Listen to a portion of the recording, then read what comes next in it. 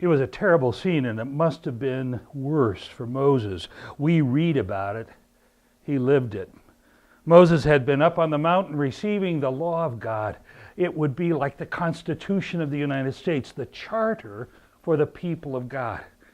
He comes down and discovers that they have made a calf, a golden calf, and have turned from worshiping the one true God to an idol that represented a god in Egypt that they had just been freed from. Moses' anger burns hot. He breaks the tablets, and then God says, I'm going to kill them all. You, Moses, I'll take to the promised land, but these people have sinned against me. It's hard for us to imagine this. But let me give you some background.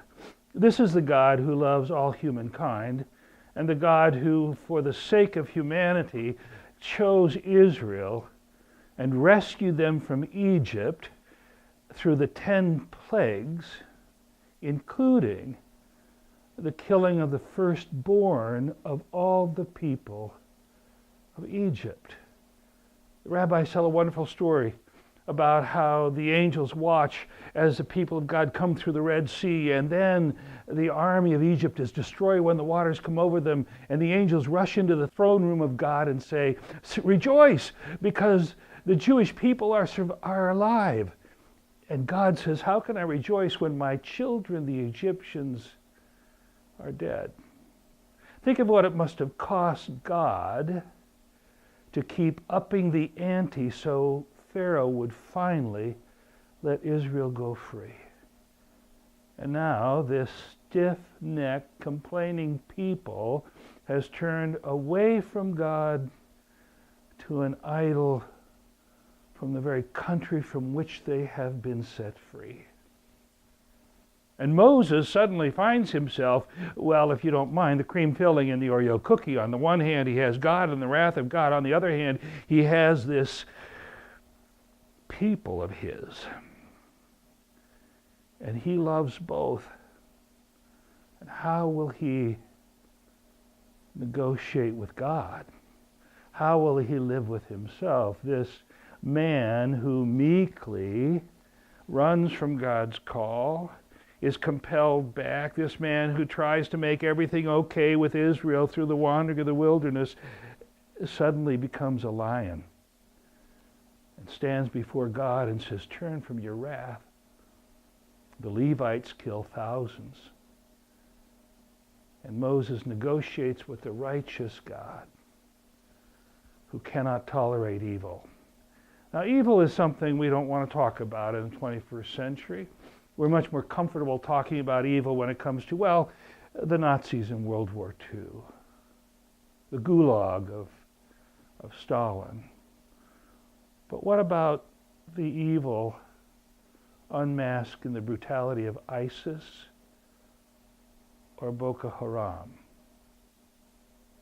Perhaps you're like me, and you pray that God will deal with that evil. Only a just God can do that. And God tends to use people like you and me, the Levites in Exodus,